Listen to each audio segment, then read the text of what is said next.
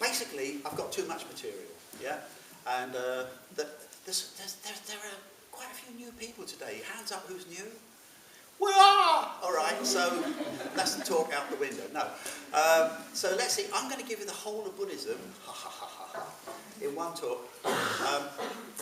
So basically, just the Buddha, 2,500 years ago, he gained enlightenment. He had various teachers. He surpassed his teachers. In the end, on his own, he remembered a meditation, a spontaneous one. He followed that. He got enlightened. Woo. One aspect of enlightenment is compassion, huge compassion. Yeah, wisdom, compassion, they're inseparable for when you're enlightened. Yeah, they're both there. So in a way, he had to teach. He remembered his first 5 ascetic. He used to practice self-mortification before he got enlightened. So he practiced self-torture. He became really good at it over 6 years. He had followers. Then, one day, to everybody's shock and horror, he took a yogurt drink. And his friends went, he has gone back to the life of luxury. And they abandoned him, and he went off, meditated, became enlightened, and then later went and found those early ascetic practitioners. Yeah, 5 of them. He worked with them. They all gained enlightenment. Good. Why I mention them is that one of them, sometime later, Ashvajit, he's walking along, very mindfully, and somebody called Sariputta sees him and thinks, he looks good, you know? He looks good. He says, what is your teaching? And he says, I'm but new to it, which is a bit cheaty, because he's fully enlightened, you know? But he says, but my teacher teaches the following. He sees the arising of things and their cessation. That's all he says. Sariputta becomes irreversibly on the path to enlightenment. Just hearing these words. That's all. Upon the arising of this, he sees the arising of things and their cessation. And that is the teaching in its subtlest form. Okay? And you think, oh, what's so clever about that? You know, well, just to say, imagine the suffering. We don't have to imagine that. There is suffering in the world. Suffering. If you knew its cause, if you knew that suffering was created, suffering isn't a thing. You know, it has to be created. Suffering is the product of conditions. So if you can find the conditions that produced suffering, you destroy it. And the Buddha's teaching was that he destroyed suffering permanently. Boom. Yeah? So if it can come into being, it can go out. And that was the teaching in its subtlest form. Okay, all right, we move on. A bit too subtle, maybe. So later on, the Buddha decided to produce the Eightfold Path, which is like Buddhism for dummies, you know? You don't have to be too smart, you just get in and drive, you know? So here it is, the Eightfold Path, very simply. I'm giving you a lot today, I hope you can forgive. You don't have to remember it. All right, just get an impression. Later on, I'm going to ask you to remember the Threefold Path, just that there is one, that's all. Yeah, but you don't have to remember all these details. So here is the Eightfold Path, as the Buddha taught it. He starts, and I'm going to go through this fast, yeah? He starts off with vision, yeah? Now, what does that mean? I looked it up this morning to get the details dead right. It's like you have an understanding that in the universe, it's all actions have consequences. Some people don't know that. Many people don't know that. They think they can get away with things. They think, I can do a bad thing and then pray for forgiveness. And I get away with it. No. The universe is ethical. And that's the sad news, you know? You do something wrong, karma. Yeah? So the universe is fair. I know it doesn't seem it, it is. Isn't that horrible, yeah? You can't pray for mercy. Well, you can, it doesn't work, all right? So, the universe is fair. So, you get this insight. When there's this insight that actions have consequences, yeah? This is the touch of vision happening. When you see that all of us can progress, can get better, even to the point of enlightenment, that is vision. When that happens, you've started on the Eightfold Path. Yeah? You've had some experience, your mind's gone, wow, it's different. You know, I had, you know, it could have been a shock, it could have been a pleasant thing, it could have been an amazing insight in meditation, yeah? But you're different. So now you're saying, so how do I I've lost the word. It's fine. Transform, thank you. I transmigrate, trans everything, transsexual, yeah. How can I transform my life to match up to this experience of vision, yeah? And so this is the path of vision, and the rest is transformation. And so, quite quickly, you need to work on the emotions, the speech, the action, livelihood, effort, mindfulness, samadhi. Here we go. Emotion. The emotions do need to become positive, yeah? They need to become more based in generosity and kindness. This is very simple. The emotions have to be changed. Yeah, and I mentioned this last week, and I'll go into that in a moment. Sorry.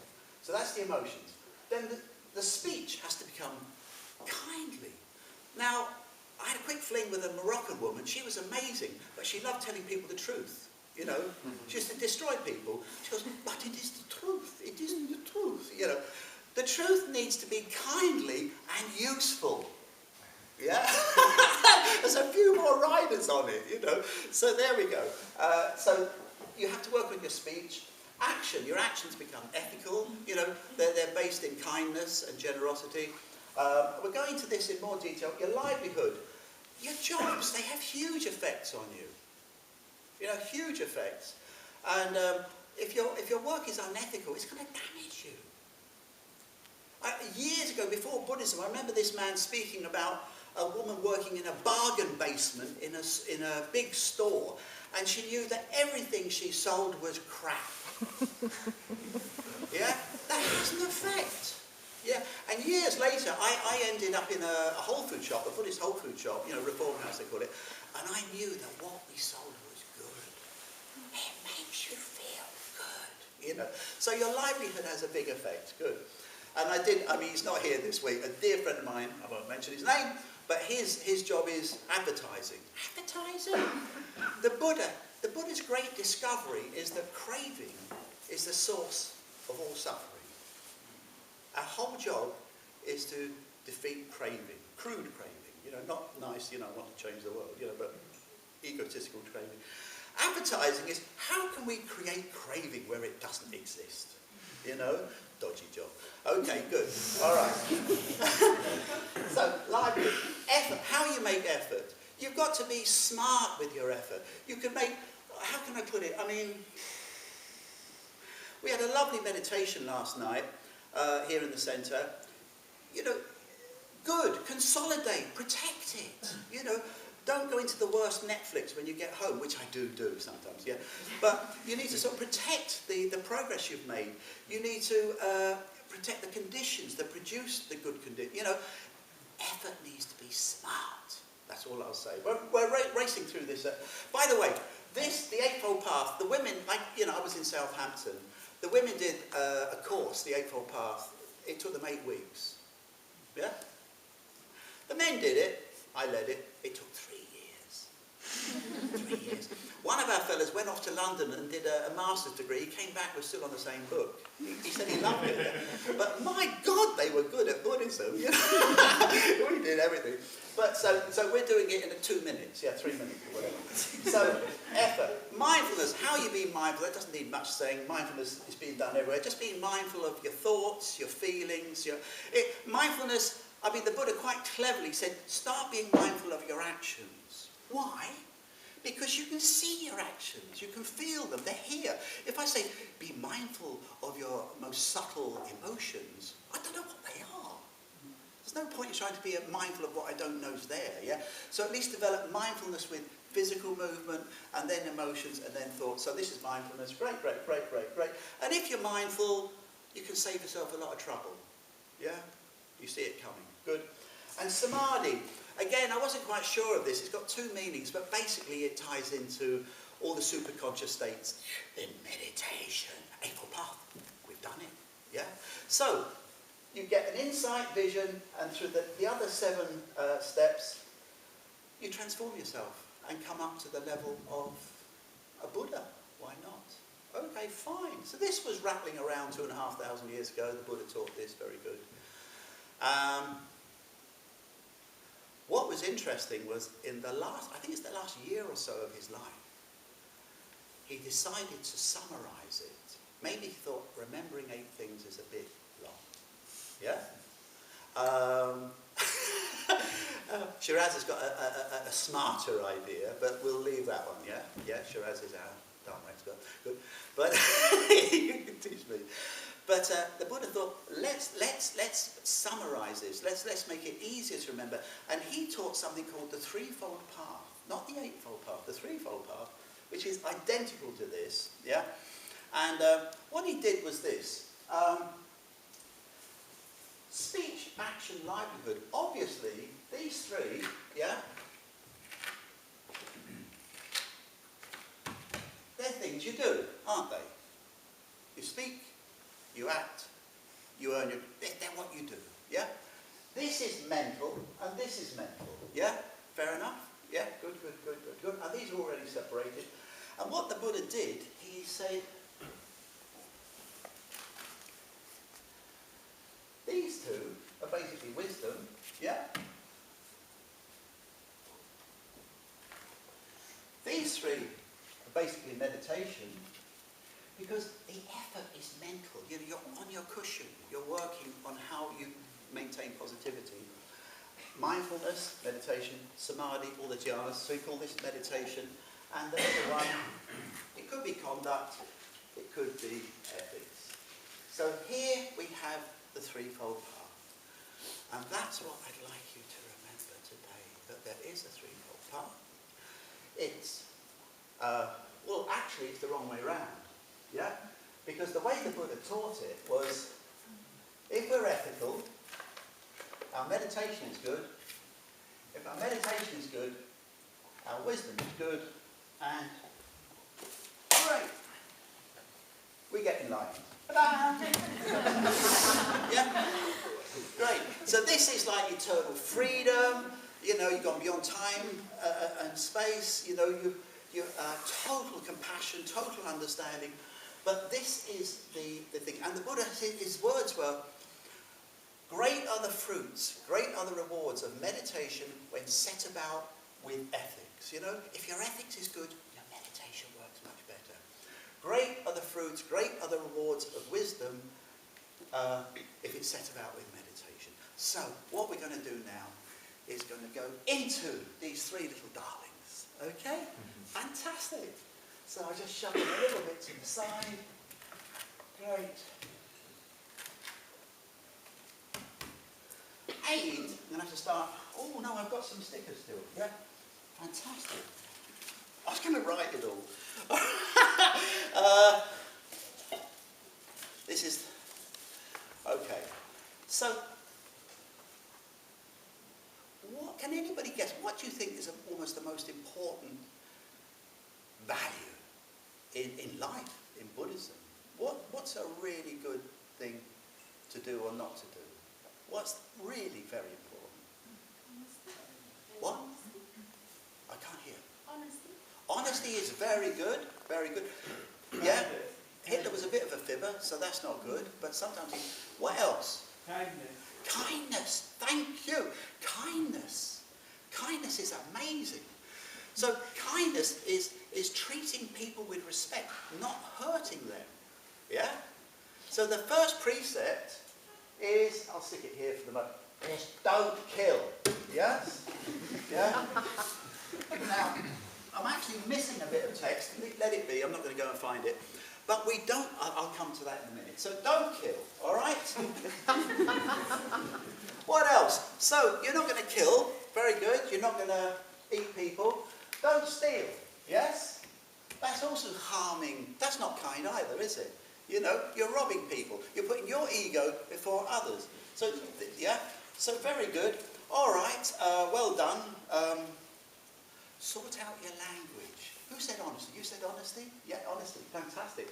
So, avoid false speech. Yes, try and be truthful. Good. The next thing is stay away from, this is not that difficult, I hope, sexual misconduct. Yes? For a start, most of it's illegal. You know, you'll go to prison. But that's what the Buddha taught. And lastly, and you won't love this, you Berliners, intoxicants, all right? What are we going to do on Friday night? You know, it's what I do, you know. So these are the 5 precepts, and these are throughout Buddhism. Throughout Buddhism. But understood here is they are pieces of advice. They're not like the 10 Commandments, the Sin Gebote. They're not commandments, yeah?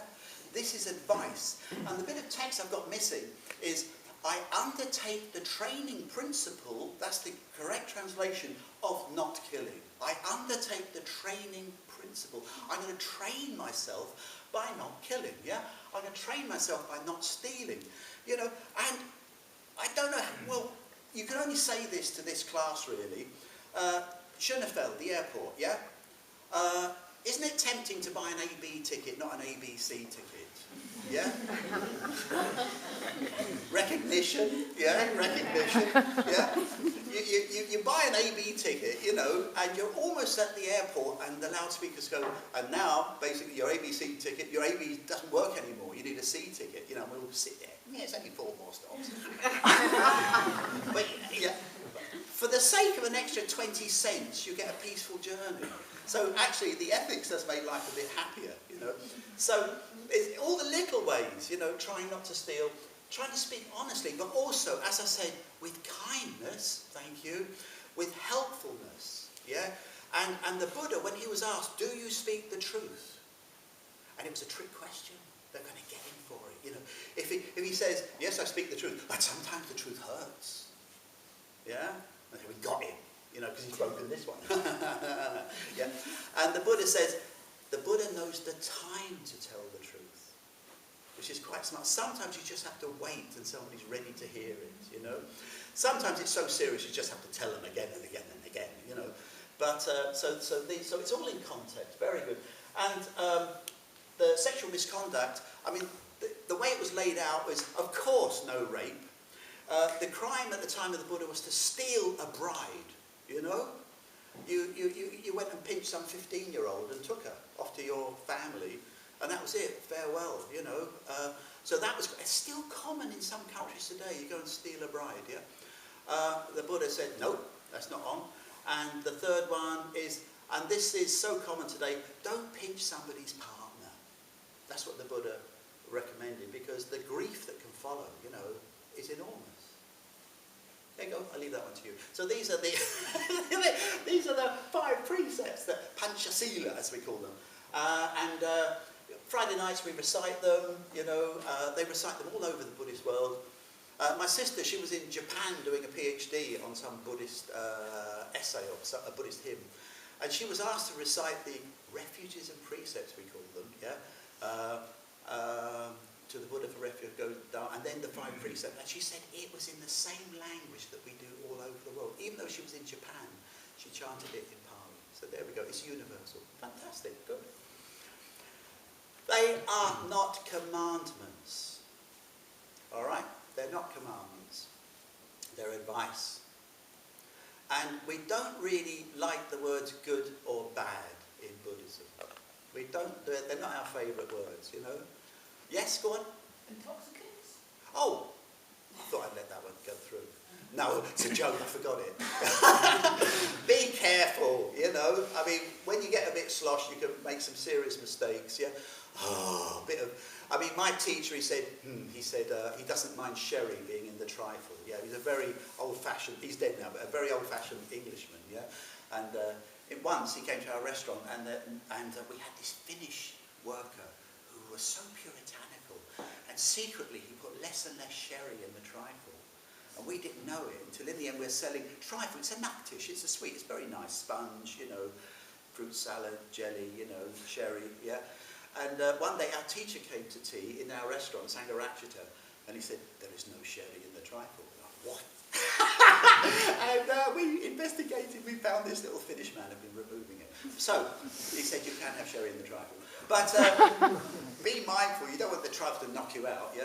But it's up to you. When you know, it's all up to you. If your meditation is going very, very well, and then you go down the pub, your meditation is not so good the next day, you know? I mean, it's funny, people my age, you're not going to love me for saying this, but people my age, we have a terror of cannabis. We loved it when we were kids, you know? But then you had to climb out of the cannabis hole. And it took almost as many years to get out of it as it was to get in. And so a load of people my age, we have this horror, not LSD, not alcohol, we'll have a go at that, but not cannabis. We have this fear. And I remember I did prison work, I taught meditation in prisons, and one of the officers said, cannabis did our work for us. You know, all of the prisoners, all smoking joints, out on the wings, in front of everything. The officers supplied them with cannabis, you know. This is British prisons, yeah? And, you know, everybody's basically turned into sheep, you know, fantastic. Right? And the officers are still getting paid, great. And then Tony Blair, genius of geniuses, said, let's bring in random drug testing in all the prisons and prosecute the prisoners. Great. Now, cannabis will stay in the fat for about 50 days, yeah?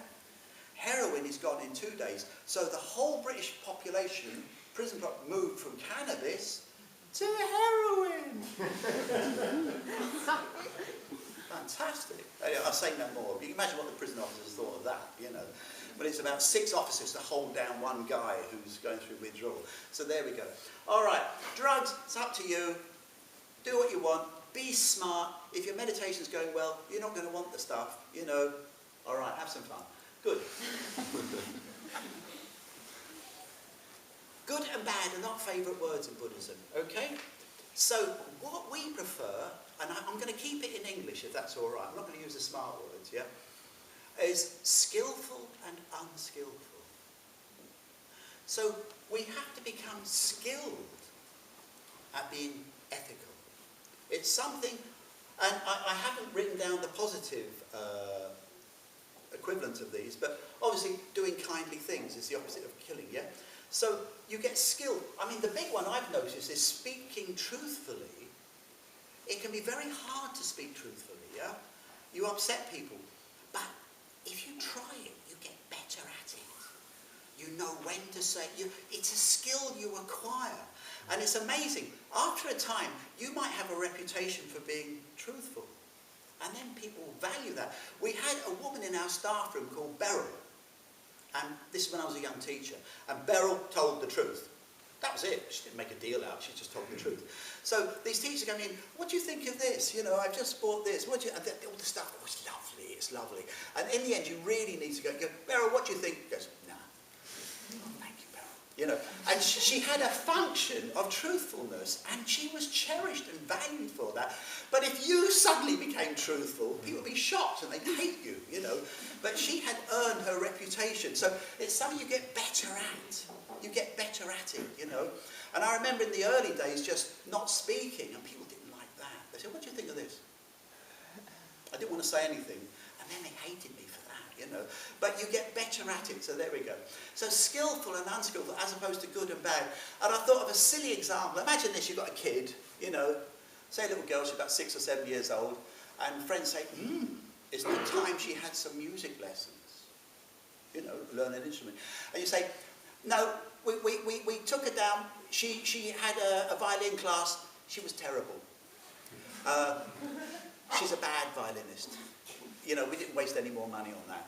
You know, can you imagine that we taught ethics like that? You know, so, but we do. A good, a bad kid, not an unskilled. Question? Yes? I wonder, because the example you give sounds more like being honest and truthful for me, so I wonder if there's a difference between being honest and truthful, because false speech would be like, for me, I say the truth, which is ultimate truth, so to say, while being honest is the personal approach to my personal experience in the end. Yeah. So honesty is like, it's an attitude, isn't it? I intend to be truthful. Some people might accidentally be truthful. You know, their intention was not to be honest, but they did say the truth. So they are different. The two words are different. And also, if you don't know the truth, you can't speak it. You can be honest. You know, look, I'm honestly trying to tell the truth, but I don't know what it is. So truth does rely on experience and knowledge, yeah? So they are two different words. Well done. Yeah. So it's an aspiration to be more truthful. But when you do know the truth, be careful. They say the truth will set you free. Rubbish. The truth will get you killed. But, but anyway, yes, it's an aspiration. We're moving towards it. We get better at it. But just this little example, you know, we don't say, you know, the kid can't play violin, so she's a bad violinist. We never gave her a chance. She needed years of practice and, you know, rehearsals and time. And then the end becomes better and better. And that's how we should look at ethics, yeah? You get better at it with experience and time. Good. Okay, very good. So we've got the 5 precepts there. Threefold path. All right, threefold path. How we've time? Loads of time. Good. Where are we? We've had a look at ethics. We're going to have a little look at meditation. And maybe I should write some things down now. Yep. So, meditation. Great. Will that work? No. I'll just put it there. Why doesn't that work? I did it last night. That'll do. That'll do. Good. Oh no, I think yeah. Great stuff. So meditation. Let's have a nice dark one. So today we did the Metta-Bhavana, and I really did enjoy the atmosphere, sort of metta in the room. Sometimes we did the mindfulness of breathing, and there traditionally are 4 superconscious states that arise, and these are called the dhyanas. Okay. So there are superconscious states in meditation, and all right, I'll stick to the English. The first dhyana is a state, and Sangharakshara, our teacher, he called it the state of integration. Okay, so let's down here. Integration. All right. So in this state, you're sitting there, you're calm, and there's a sort of a wellness. It permeates through you. You're just very well. Yeah. You can still think. Very simple thoughts. You can think, put your mind on the breath. That's called initial thought. Keep it there. That's sustained thought. You still think, yeah. But there will also be rapture. What's rapture? Rapture. Yes. Do the hands again. That's absolutely right. Rapture. It goes up the spine. Goes boom. You know, sometimes you're looking at a piece of art and you go, oh, you know, that's rapture. You hear some music, oh, you know, or you're just walking along, oh, that's rapture. It goes up the spine, the hairs stand up, you know. Traditionally, in the Christian tradition, Teresa of Avila, about 500 years ago, she had so much rapture. She was in what we call the 4th dhyana, I think, and she used to float up in the air. And there's pictures of the other nuns trying to hold her down as she's floating in the air. And she's the bliss of St. Teresa. Yeah. So there we go. So rapture, it's transporting. You know, your hair goes up. That's rapture. So the thinking is very simple. In the first dhyana, the thinking is very simple. There is rapture there. There is bliss. Bliss. Glückseligkeit. Just nice, pleasant. Through the whole body, feet, nice, toes, nice. Yeah, rapture, woo. When they're together, and it's called ekagata, one-pointedness, yeah, it's the first dhyana. We are integrated, we're completely there, we're in this beautiful state of concentration, of integration. Now the word dhyana, ooh, what a fancy word. That's the original word for these mental states, you know, the dhyanas. Okay, all right, don't need to remember it, just threefold path, that's all we need to remember. The first dhyana, very nice. When Buddhism moved to China, that word got corrupted a little bit, and it became Chan. So you have Chan Buddhism, it's like dhyana Buddhism. Then when it went to Japan, it corrupted again, it became Zen. Zen Buddhism. So Zen basically means dhyana. So that's the word, that's how it's changed. Good. All right, integration, fantastic. So, this one I know, all right? The next one I'm not sure about. I might have been there, yeah. And inspiration, is it? No, that's the third one. So, I think it's absorption. I can't remember. Let's have a go. Absorption, yeah? Shoot me down. Am I right? Shiraz, you think? No, what do you think it is? What would you... No idea. All right. Good. This is where there's this amazing feeling inside you, and it's all around you too. And the image given by the Buddha is like a lotus growing underwater, that is full of water, is surrounded by water. So this wonderfulness is all around you, but the thinking has stopped.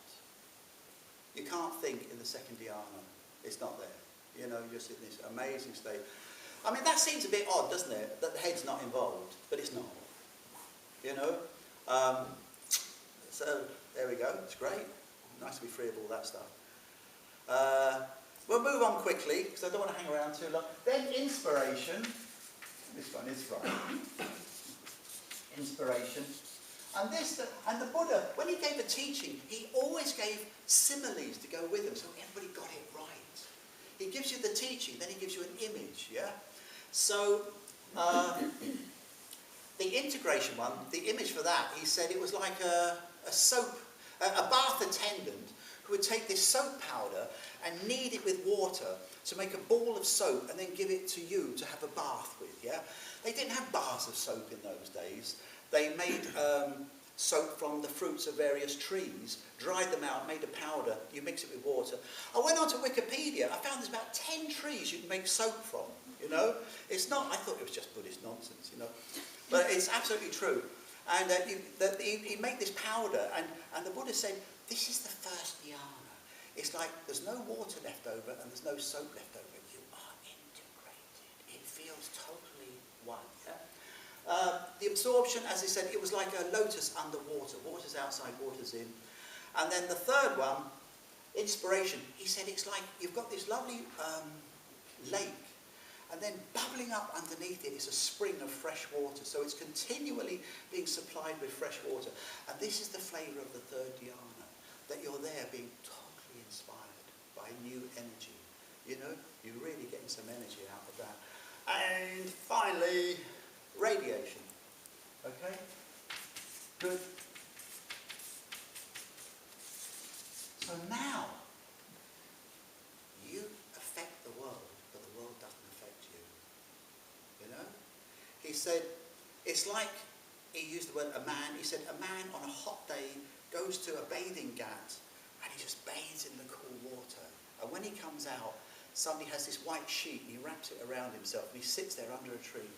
And just this whiteness just radiates out through the world, and in himself he's just cool and calm. So that was the simile for the fourth dhyana. Okay.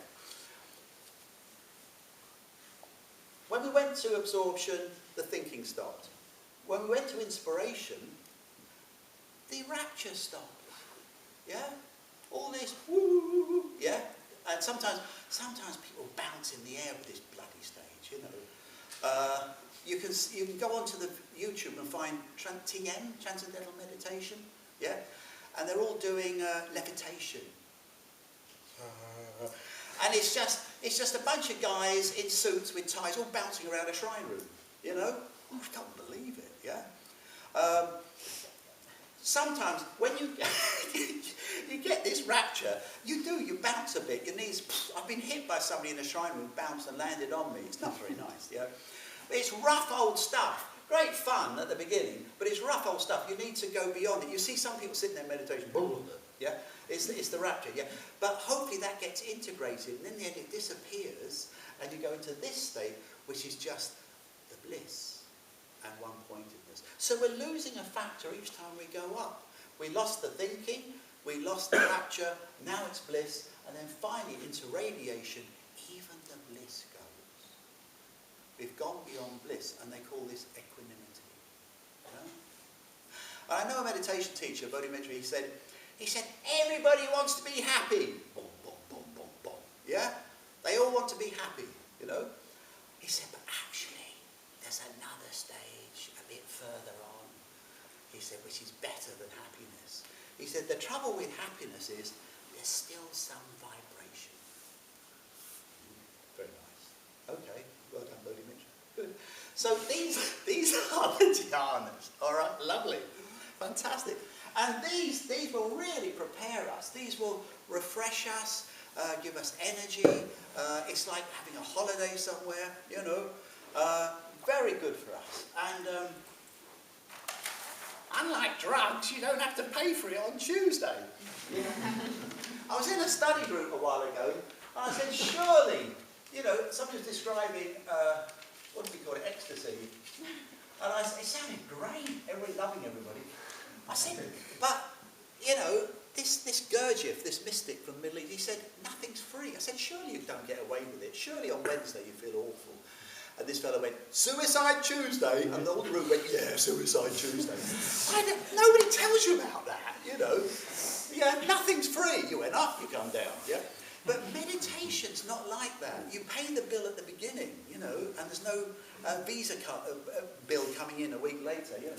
So, very good. So, we had a little look at our ethics, we had a little look at our meditation, and now we want to have a little look at wisdom, okay? Wisdom. And there are three interesting aspects. I don't know what order to write them in. Impermanence,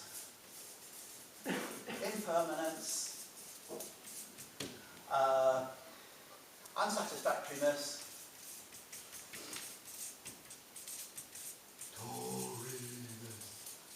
good, and insubstantiality. Wow.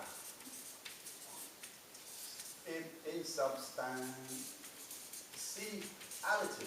Okay. So, these are three characteristics of ordinary life.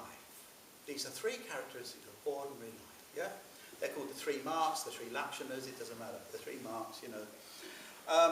Basically, life has these three characteristics. Life has many characteristics, you know? But these are interesting to Buddhists.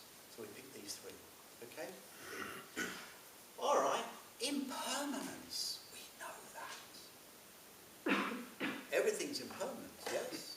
Everything is impermanent. But what about diamonds? Diamonds are forever. So, in the bath this morning, I got my phone out and I said, what temperature do diamonds burn at? And it's 850 degrees centigrade. You can set fire to a diamond. Woo! You can make the most expensive carbon dioxide in the world, yeah? And I thought, well, is that difficult to do? So I looked up the temperature of, you know those school Bunsen burners in the chemistry lab, these little burners? They do 1500 degrees centigrade. It's twice what you need to burn a diamond. You know, all the kids sitting there burning diamonds, yeah? You know, nothing is permanent. It all changes. Everything changes, which is not a bad thing because it means things can get better, you know?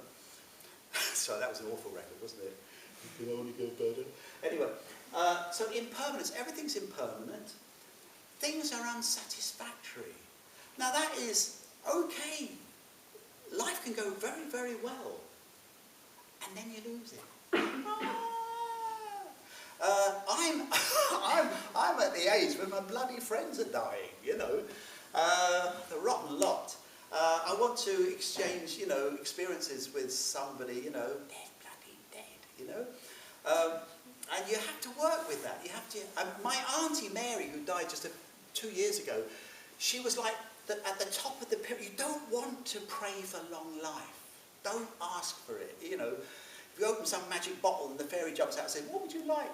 Eternal life. No, you don't want it, because in the end you're left alone with nobody to talk to.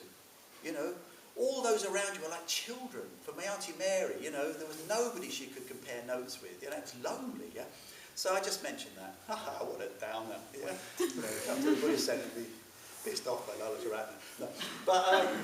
But you know, in the end it hurts, you know, and this is what the Buddha saw. I must say, you know, don't tell people this. You know, you see some young dude in a red sports car, yeah, and you say, yeah, but it's unsatisfactory. No, it's not, mate. It's fantastic, you know. But things go wrong with time, you know, even if they're not wrong now. So life is unsatisfactory. And then this is the hard one. Things are insubstantial. And this is the one I meditate on a lot. This is hard to get your brain around. It's subtle. Last week I tried to say it and I couldn't say it.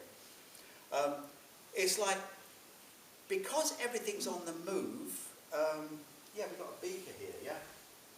And the mouth's a bit dry. this was constructed, yeah, if I had a simpler one, can I borrow yours, Annalie? Is that just metal, yeah? Yeah. Good. So this was excavated out of the ground, you know. They used fire, they made metal from it, they pressed it, and we end up with a beaker, yes? Ein Becher, yeah? And we say, yes, ich habe ein Becher. I've got a mug, yes? I'm so happy, yeah? But is there such a thing as mugness, yeah? Is there essentially mug within it? The thing is, it's just metal. It could have been made into something else altogether. It could have been made into a bicycle, yeah? But it's like there isn't anything essential anywhere. How can I say? It's hard to explain this. We bestow functions upon objects.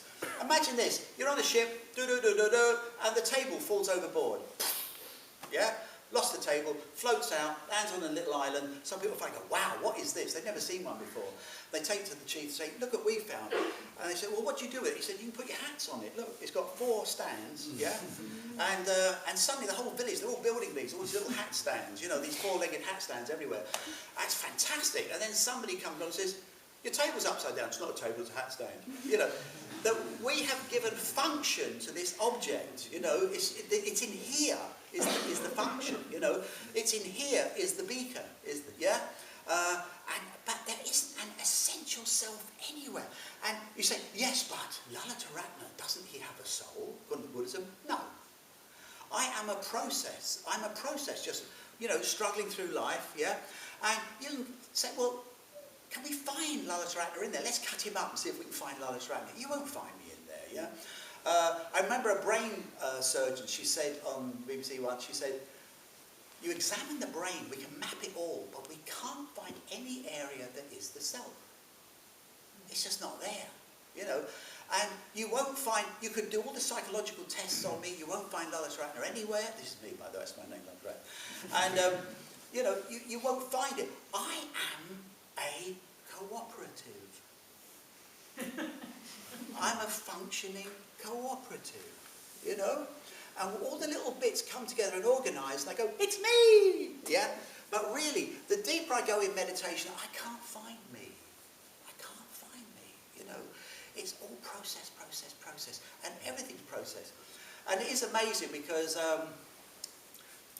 Archie Cato was sitting here, you know, and he's a process. But I see him as a thing, and I say, I want your cushion. He says, you can't have it. Actually, he wouldn't say that. He's so generous. But I whip his cushion, and it's like, I think I'm a thing. I think he's a thing. I think there's a thing, and I take it. But it's all process. It's all mad, you know. And that's not a very good example. It's very hard to get at this one. It's very hard to get at it, yeah. But let it be. But these are the 3 sort of aspects of reality that we're interested in. That you can't find an essential, unchanging self in anything. That beaker could become a bicycle if we melted it down. You know, it's the same metal, but now it's a bike. You know, there is no essential beakerness anywhere. Yeah, there's no essential us anywhere, and we're changing all the time. Yeah, and then we die. Woo-hoo. And maybe we carry on. I think we do, but that's my story. So these are the 3 aspects of reality, and then what Buddhists do, they say, let us meditate on one of these. All right? Great. So, this is quite interesting. Don't worry about it. It's okay. It's gone. No, sorry. But it's all right. I don't mind. I was in a meditation class once. I've told this before. And we're all sitting there in meditation, and this rucksack went, Sie haben Ihre Ziel erreicht. You've arrived at your destination. I thought, is that from the Buddhas? Have we done it? We got it, you know. We're enlightened, you know.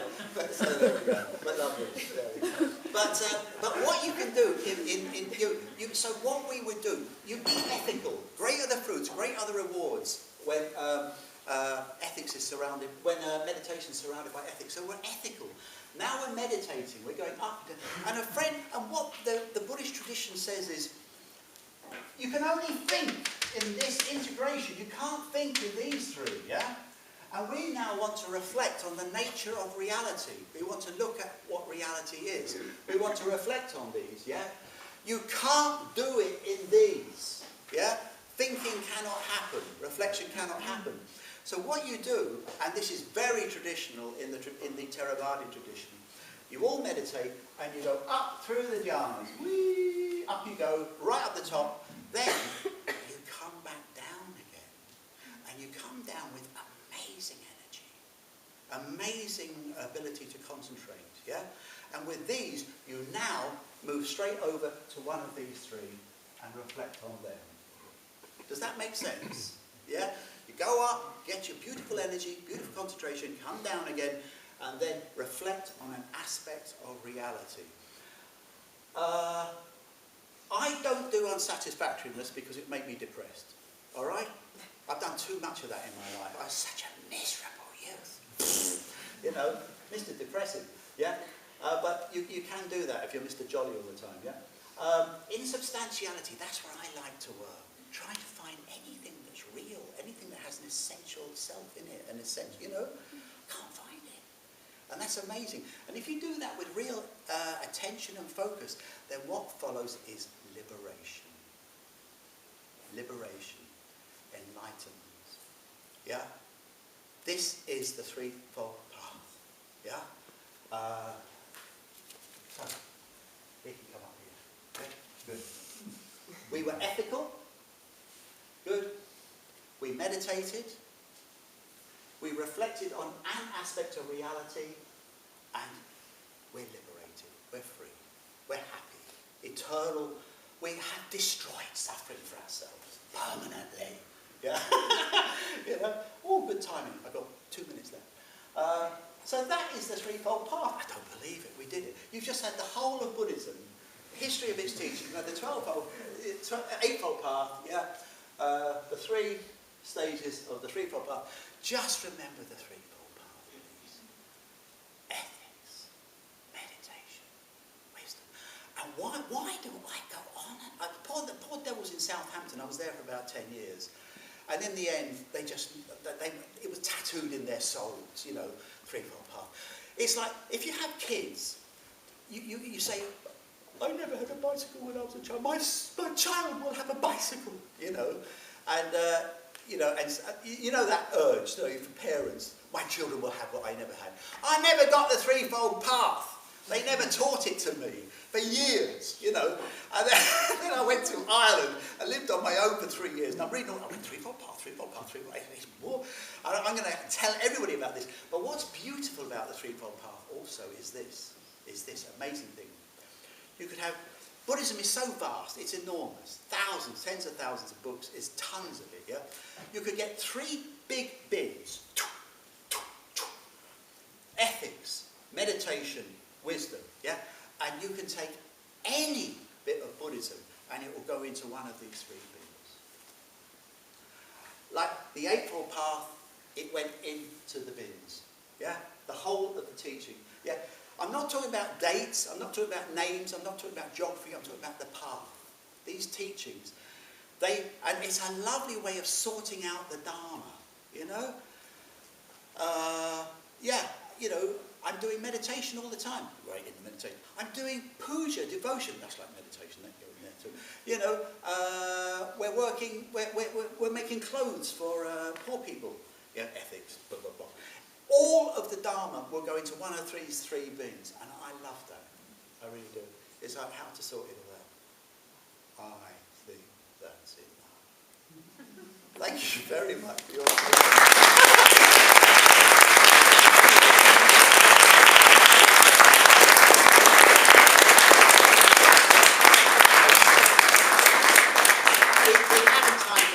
We haven't, because it's 1 minute past. But anybody bursting? No? No? Fantastic. And you can catch us outside. Threefold path, threefold path, threefold path.